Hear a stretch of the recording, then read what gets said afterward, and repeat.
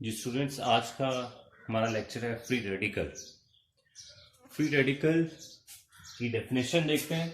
अब free radical और simply radical भी नहीं कहा जाता है, is a species that contains one और मोर अनपेयर्ड इलेक्ट्रॉन। ये ऐसी केमिकल स्पीशी होती है जिसमें एक या एक से ज्यादा अनपेयर्ड इलेक्ट्रॉन्स मौजूद होते हैं। एग्जाम्पल्स में स्टेबल इनऑर्गेनिक मॉलिक्यूल्स भी होते हैं। फॉर एग्जाम्पल NO या NO2, ये भी फ्री रेडिकल्स होते हैं।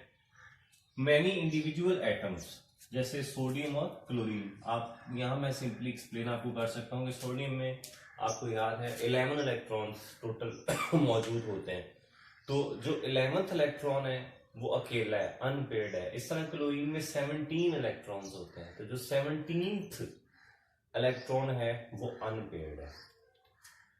इसके अलावा ऑर्गेनिक केमिस्ट्री में काफी ज्यादा ये फ्री रेडिकल्स की एग्जांपल्स हैं। जैसे ये मिथाइल फ्री रेडिकल है CH3, और ये फ्री रेडिकल को हम डॉट से शो करते हैं। इस तरह ये एसीटेट फ्री रेडिकल है CH3 double bond O free radical.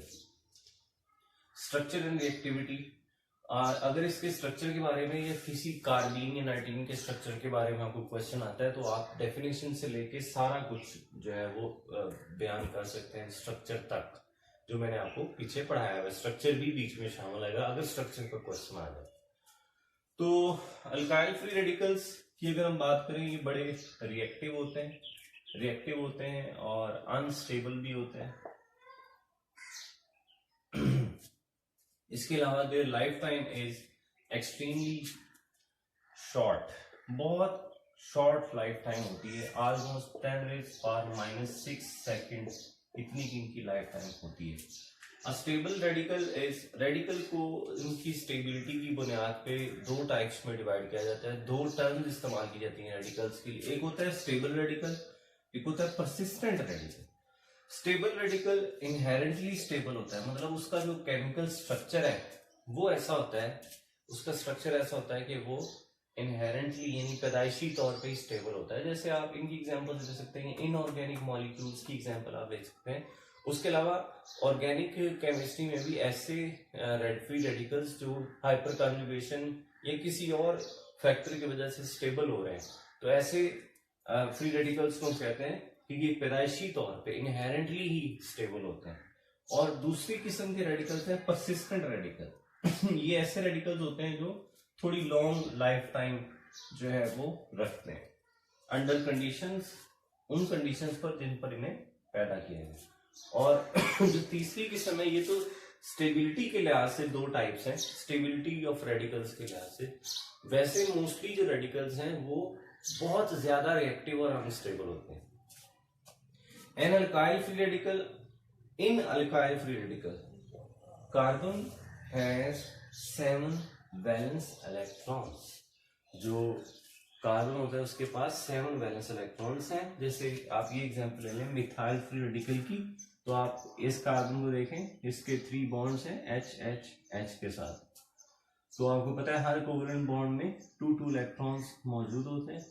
ठीक हो गया जी। तो कार्बन के हो गए 2 और 2 4 2 6 और 1 ये वाला 7 इलेक्ट्रॉन टोटल होता है।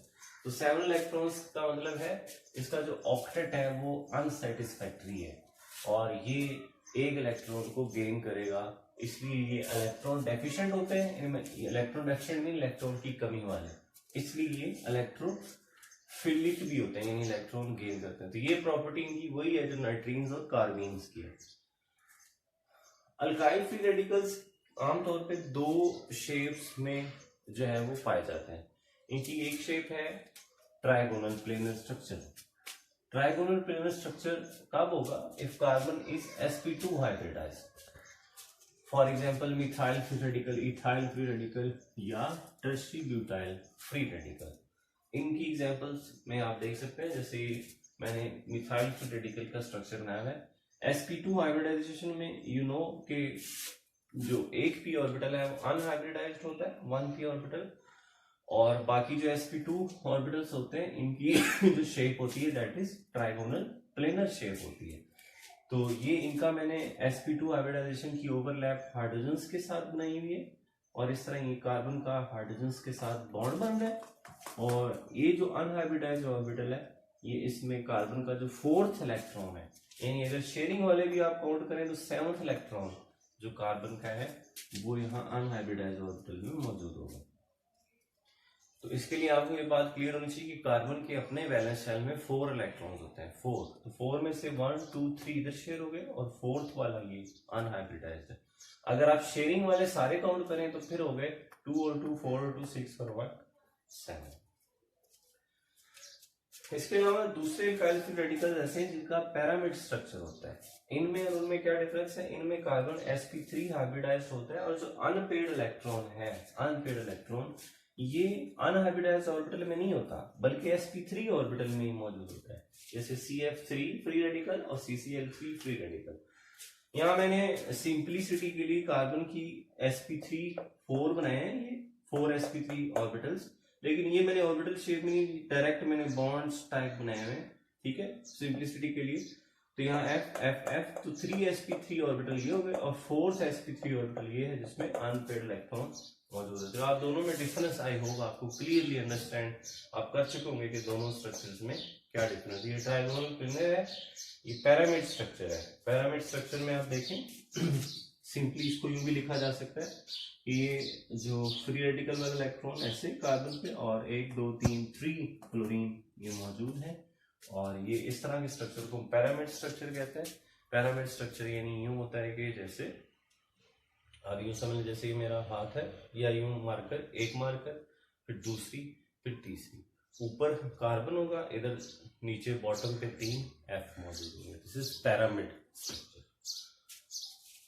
और ये वाला जो इलेक्ट्रॉन है ये यहाँ से रिपेल भी करता है और पिछली साइड से और इस साइड से इस फ्लोरीन के इलेक्ट्रॉन्स को भी रिपेल करेगा। इस तरह sp3 में नॉर्मली 109.5 का एंगल होता है, लेकिन इसकी रिपल्शन की वजह से 109.5 से ज़रा कम एंगल इसमें आता है।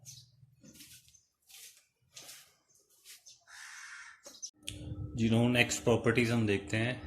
ये जो फर्स्ट 3 प्रॉपर्टीज़ हैं इस बोर्ड पे, यानी 9th 10th and 11th property, ये तमाम प्रॉपर्टीज़ जो हैं ये स्टेबिलिटी से रिलेटेड हैं, स्टेबिलिटी ऑफ फ्री रेडिकल्स। इनकी स्टेबिलिटी के लिए वही रूल्स हैं जो कार्बोकेटाइंस के हैं। आप सेम दोनों में सेम ही रूल्स को डिस्कस कर सकते हैं। तो फ्री रेडिकल्स जो हैं इनकी स्टेबिलिटी ऑर्डर है टर्शरी, मोर स्टेबल है देन सेकेंडरी और फिर प्राइमरी। रीजंस इसकी 2 हैं, hyper conjugation and inductive effect. आप एक टर्शरी फ्री रेडिकल को देख रहे हैं ये, and this is secondary and this is primary. आप टर्शरी फ्री रेडिकल को देखें कि ये हमारा रेडिकल सेंटर है, इस कार्बन पे जो अनपेयर्ड इलेक्ट्रॉन है और बाकी 3 अल्काइल ग्रुप्स इसके साथ अटैच हैं। तो हाइपर कॉन्जुगेशन का टॉपिक अगर आप रिकॉल करें तो उसके अकॉर्डिंग आप इसके 9 रेजोनेंस स्ट्रक्चर्स ड्रॉ कर सकते हैं, मजीद इसके 6 और इसके 3। तो जितने ज्यादा रेजोनेंस स्ट्रक्चर्स होते हैं किसी भी केमिकल स्पीशी के, उतनी ज्यादा ही वो केमिकल स्पीशी स्टेबल होती है। इसके अलावा स्टेबिलिटी की दूसरी वजह इंडक्टिव इफेक्ट है। हमने पढ़ा है कि जो फ्री रेडिकल्स हैं इलेक्ट्रॉन डेफिशिएंट मॉलिक्यूल्स हैं, यानी इनमें इलेक्ट्रॉन्स की कमी होती है। तो alkyl groups electron donating groups हैं, तो कोई भी electron donating group alkyl group के अलावा भी अगर आप लगाएंगे तो वो फ्री रेडिकल्स की स्टेबिलिटी को इंक्रीज करेगा। इसलिए 3 अल्काइल ग्रुप्स की वजह से ये, क्योंकि इलेक्ट्रॉन डोनेटिंग है, इंडक्टिव इफेक्ट, इस वजह से ये स्टेबिलिटी इनमें आती है। तो 2 फैक्टर्स जो हैं वो इनकी स्टेबिलिटी के लिए काउंट होते हैं। आप नेक्स्ट चलें अलाइलिक फ्री रेडिकल्स, और उसके अलावा है benzyl free radicals, allylic and benzyl free radicals. ठीक है जी, इनकी स्टेबिलिटी को हम एक्सप्लेन कर देते हैं बाय रेजोनेंस। यानी हमारा ये जो अलाइल फ्री रेडिकल है CH2CH और ये फ्री रेडिकल, इसमें अगर आप रेजोनेंस को एक्सप्लेन करना चाहें तो बहुत आसान है कि यहाँ से पाई बॉन्ड को आप ब्रेक डाउन करें, ये इलेक्ट्रॉन इधर शिफ्ट होगा, ये इधर शिफ्ट होगा और ये इधर शिफ्ट होगा। तो नेक्स्ट रेजोनेंस स्ट्रक्चर कुछ ऐसा बन जाएगा। तो इसी तरह आप इनके भी रेजोनेंस स्ट्रक्चर्स ड्रॉ कर सकते हैं।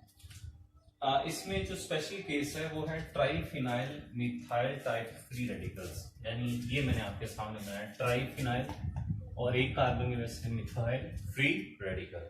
इसमें भी 3 फिनाइल ग्रुप्स इसके साथ रेजोनेंस में आ सकते हैं और इतनी ज्यादा रेजोनेंस की वजह से ये बहुत ज्यादा स्टेबल है। लेकिन इसकी स्टेबिलिटी में रेजोनेंस के अलावा जो एक और फैक्टर है वो है स्टेरिक हिंड्रेंस या स्टेरिक इफेक्ट। वो क्या है, एक्चुअली फ्री रेडिकल्स जब जनरेट होते हैं तो फॉरन, क्योंकि ये अनस्टेबल स्पीशी है, ये फॉरन किसी स्टेबल मॉलिक्यूल में यानी जो फ्री रेडिकल ना हो उसमें चेंज होने की कोशिश करते हैं। जैसे ये ट्राइफिनाइल मिथाइल फ्री रेडिकल है, ये इसी तरह के एक और ट्राइफिनाइल मिथाइल फ्री रेडिकल के साथ डाइमराइज होने की कोशिश करता है, लेकिन उस चीज को रोक कौन देता है, स्टेरिक हिंड्रेंस। ये 3 फिनाइल ग्रुप्स जो हैं वो हिंड्रेंस क्रिएट करते हैं इस तरह के एक फ्री रेडिकल को इसी तरह के दूसरे फ्री रेडिकल के साथ डाइमर होने की। डाइमराइजेशन से क्या मुराद है, जैसे ये रिएक्शन आपने कॉमन पढ़ा होगा, तो ये मिथाइल मिथाइल फ्री रेडिकल एक दूसरे के साथ शेयरिंग करके इलेक्ट्रॉन्स की, तो इस तरह इस रिएक्शन को डाइमराइजेशन कहते हैं। लेकिन इसमें 3 बड़े ग्रुप्स होने की वजह से इसकी डाइमराइजेशन स्टॉप हो जाती है। इस वजह से यहाँ रेजोनेंस के अलावा एक और फैक्टर स्टेरिक हिंड्रेंस भी काम करता है इसकी स्टेबिलिटी के लिए। तो इसी बुनियाद पर ईज ऑफ फॉर्मेशन है फ्री रेडिकल्स की। जो बेंजाइल हैं ये जल्दी बनते हैं क्योंकि ये सबसे ज्यादा स्टेबल होते हैं, फिर एलाइल और फिर सेकेंडरी, फिर टर्शरी सेकेंडरी और फिर प्राइमरी। हाँ, एलाइल में एक चीज मैं और ऐड करता चाहूँ, जितने आप कॉन्जुगेट डबल बॉन्ड्स ऐड करेंगे उतनी इनकी स्टेबिलिटी रेजोनेंस बढ़ेगी और उतनी इसकी स्टेबिलिटी भी बढ़ जाएगी। Free radicals are paramagnetic unpaired electrons की वजह से, ड्यू टू अनपेड इलेक्ट्रॉन्स की वजह से ये जो है ये होते हैं हमारे पास पैरामैग्नेटिक। डायरेडिकल फ्री रेडिकल्स भी होते हैं। डायरेडिकल्स ऐसे फ्री रेडिकल्स होते हैं, ऐसे मॉलिक्यूल्स होते हैं जिनके 2 रेडिकल सेंटर्स होते हैं, यानी 2 ऐसे एटम्स होते हैं जिनमें अनपेड इलेक्ट्रॉन्स मौजूद होते हैं। जैसे O2 मॉलिक्यूल, अगर आप इसकी मॉलिक्यूलर ऑर्बिटल थ्योरी जो है उसमें इसकी डायग्राम देखें तो पाई स्टार 2p y पाई स्टार 2p z, इन दोनों में एक एक अनपेड इलेक्ट्रॉन होता है O2 मॉलिक्यूल में, इसलिए O2 मॉलिक्यूल हमारी पैरामैग्नेटिक है।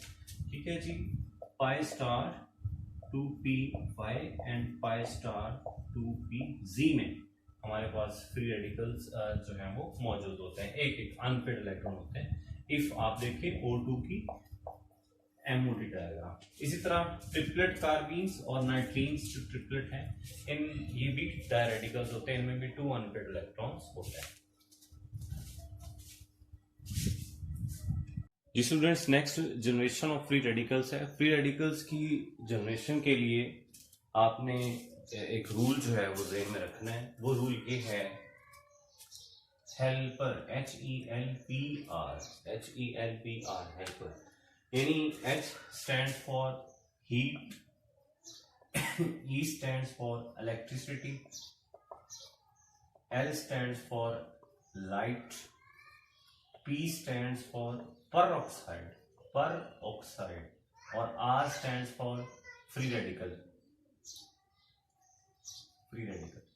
यानी ये 5 चीजें हों तो फ्री रेडिकल्स जो हैं वो मॉलिक्यूल्स से जनरेट किए जा सकते हैं, 5 में से किसी से भी। तो ये आपने ऐसे नहीं लिखना अपने पेपर में, आपने बस यूं लिखना, radical is generated by heat, electricity, light, peroxide या फ्री रेडिकल्स। ठीक है, इस तरह लिखना है। ये शॉर्ट जस्ट आपको याद करवाने के लिए है, आपने एग्जाम में इसको ऐसे कॉपी नहीं करना। तो फ्री रेडिकल्स आमतौर पर मॉलिक्यूल से बनते किस तरह है, यानी क्या तरीकाकार वो अपनाते हैं। वो तरीकाकार अपनाते हैं कि जो बॉन्ड होता है उनके अंदर वो होमोलिटिकली ब्रेक डाउन होता है। बॉन्ड का होमोलिटिकली ब्रेक डाउन होने का क्या मतलब है, हम आगे एक एग्जाम्पल में इसको डिस्कस करते हैं। थर्मल, पहला जो मेथड मैं डिस्कस कर रहा हूँ है थर्मल क्लीवेज, यानी हीट की वजह से बॉन्ड का ब्रेक डाउन होना। तो जितने भी ऑर्गेनिक मॉलिक्यूल्स हैं तकरीबन सब के सब मॉलिक्यूल्स को आप हीट की मदद से या लाइट की मदद से और उन मॉलिक्यूल से आप फ्री रेडिकल्स को जनरेट कर सकते हैं। और प्रैक्टिकली जो ज्यादातर यूज किए जाते हैं वो हैं पेरोक्साइड और एजो कंपाउंड्स। ये हमारे पास डाई एसाइल पेरोक्साइड है, यानी इसको आर डबल बॉन्ड को एसाइल ग्रुप कहते हैं, 2 एसाइल ग्रुप्स हैं 2, और साथ में ये ओ बॉन्ड की वजह से इसे कह रहे हैं पेरोक्साइड। हीट इसे मिलेगी तो यहाँ से ओ का बॉन्ड, ये देखें ये बॉन्ड होमोलिटिकली ब्रेक डाउन होता है, ये इलेक्ट्रॉन इस ओ पे, ये इलेक्ट्रॉन इस ओ पे, इस तरह आपके पास 2 R C double bond O free radical बनते हैं। फिर यहां से ये बॉन्ड ब्रेक डाउन होता है और कार्बन अपना इलेक्ट्रॉन ऑक्सीजन के इस इलेक्ट्रॉन से शेयर कर लेता है और ये इलेक्ट्रॉन अल्काइल ग्रुप पर वापस आ जाता है। इस तरह 2 अल्काइल फ्री रेडिकल बनते हैं और कार्बन डाइऑक्साइड रिलीज हो जाती है। एजो कंपाउंड से भी इसी तरह आप ले सकते हैं एग्जांपल के, यहाँ से ये बॉन्ड्स ब्रेक डाउन होते हैं, होमोलिटिकली ब्रेक डाउन होंगे कि एक इलेक्ट्रॉन n का n पर वापस चला गया और r का r पे वापस चला गया, इधर भी सेम ऐसे ही होगा।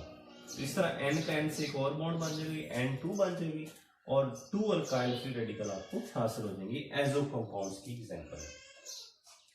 फोटोकेमिकल क्लीवेज में ऑब्वियसली लाइट इस्तेमाल होगी, तो लाइट की जो वेवलेंथ है वो तकरीबन 600 से 300 नैनोमीटर वाली जो लाइट है ये चाहिए होती है, और ये इसके पास, इस फोटोन के पास इतनी एनर्जी होती है कि सिग्मा बॉन्ड्स को ब्रेक डाउन कर सकता है। और इसकी एग्जांपल्स में आप देखें हेलोजेंस हैं, Cl बॉन्ड, ये बॉन्ड यहाँ से ब्रेक डाउन होगा और लाइट की प्रेजेंस में HNu, तो 2 अल्काइल क्लोरीन फ्री रेडिकल्स बनेंगे।